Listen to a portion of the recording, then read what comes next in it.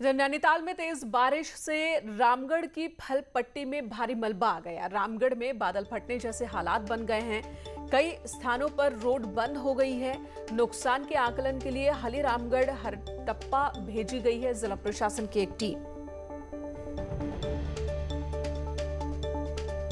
ये दो तस्वीरें इस वक्त आपके सामने नैनीताल की, जहां पर इतनी बारिश हुई कि फल पट्टी में मलबा आ गया है। देखिए जरा, गदेरों में उफान और पानी जो है वो रिहायशी इलाकों तक फैला हुआ नजर आ रहा है। पानी की रफ्तार भी बहुत ज़्यादा है और यही वजह है कि पानी के साथ साथ मलबा भी भारी संख्या में, भारी तादाद में, और ये मलबा जगह जगह जमा हो रहा है उन जगहों पर, घरों में, दीवारों और दुकानों में, जिसकी वजह से लोगों को नुकसान भी हो रहा है और डर के साए में है यहाँ के लोग। इनका कहना है कि हालात बादल फटने जैसे हो गए हैं। तो नैनीताल में तेज बारिश के कारण विश्व प्रसिद्ध कैंची धाम में भी मलबा घुस गया। मंदिर परिसर में हर तरफ मलबा ही मलबा है। मलबे के साथ पहाड़ से आए बड़े बड़े बोल्डर भी हर तरफ दिखाई दे रहे हैं। गनीमत ये रही कि हादसे में कोई जनहानि नहीं हुई है, लेकिन नुकसान बहुत ज्यादा हुआ। वीरेंद्र बिष्ट इस वक्त हमारे साथ नैनीताल से जुड़े हैं। वीरेंद्र, सबसे पहले तो ये बताएं कि जो पानी और मलबा हर तरफ जमा है, नुकसान कितना ज्यादा हुआ है? देखिए मेनका, जिस तरह से कल मूसलाधार बारिश हुई और बादल फटने जैसे हालात इस पूरे इलाके में बने हुए थे, तो हली, हरतप्पा और रामगढ़ वाले इलाके में अभी भी जो सड़कें हैं वो बंद हैं। हालांकि जो एनएच है अल्मोड़ा भवाली वाला, उसको देर रात खोल दिया गया है और जो मलबा है उसको हटाने का काम जारी है।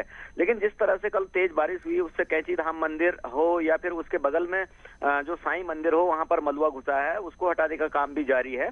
और जो 6 स्थान हैं, जैसे अल्मोड़ा नैनीताल हाईवे जो है, वहां पे जो 6 स्थानों पर ये मलबा जमा हुआ था और अभी जो स्थिति है कि वो मार्ग को खोल दिया। लेकिन जिला प्रशासन या एसडीएम से हमारी जो बातचीत हुई थी सुबह, तो उनका साफ तौर पर ये कहना था अगर बारिश होती है तो यातायात को रोका जाएगा और यातायात को बाया रामगढ़ भेजा जाएगा, क्योंकि जो हालात हैं वो अभी भी इस तरह से बने हुए हैं। अगर थोड़ा बारिश होती है तो वो मलबा या पत्थर मिट्टी वो सड़क पर आ सकता है। जी वीरेंद्र, धन्यवाद इस वक्त पूरी जानकारी देने के लिए। तो फिलहाल बारिश रुकी हुई है, लेकिन जरा से बारिश होती है तो यहां पर खतरा बढ़ सकता है और जिसे लेकर प्रशासन भी अलर्ट है।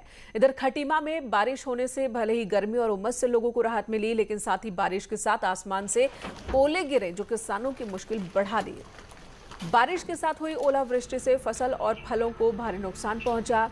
कई ओलों का वजन 50 ग्राम से लेकर 100 ग्राम तक था, जिससे गाड़ियों के शीशे भी टूट गए।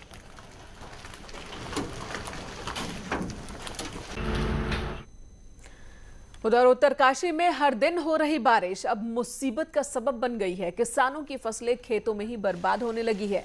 आए दिन हो रही बारिश के बाद ओलावृष्टि ने भी किसानों की परेशानी बढ़ा दी है। जिले में इन दिनों सेब, आड़ू, खुमानी, पूलम, आलू, मटर की खेती का इस वक्त सीजन है, लेकिन ओलावृष्टि होने की वजह से पेड़ों से फूल और फसलों को बुआई में भी काफी दिक्कत आ रही है।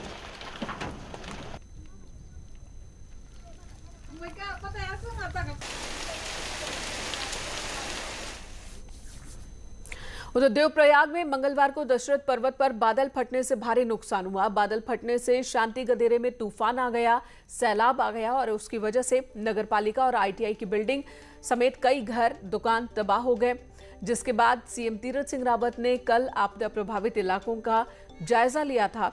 प्रभावित लोगों से उन्होंने मुलाकात की थी, उनसे जानकारी ली थी कि कितना नुकसान हुआ है। साथ ही उन्होंने अधिकारियों को निर्देश दिए कि नुकसान का आकलन जल्द से जल्द कर मुआवजे की राशि दी जानी चाहिए सभी लोगों को, और जमींदोज हुए आईटीआई भवन को भीट गांव में शिफ्ट करने के निर्देश भी दिए।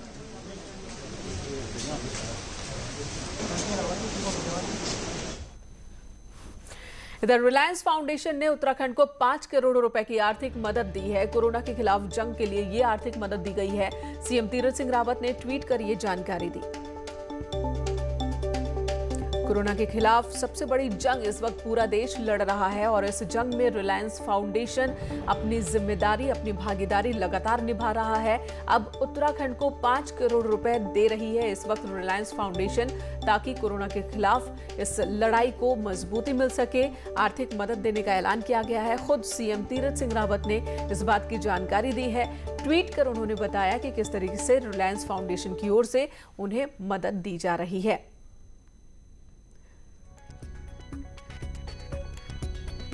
सीएम ने जो ट्वीट किया ये भी हम आपको दिखा रहे हैं। कोरोना के खिलाफ जंग में आज अनंत अंबानी और रिलायंस फाउंडेशन की ओर से उत्तराखंड राज्य आपदा प्रबंधन प्राधिकरण में 5 करोड़ की राशि का योगदान दिया गया है।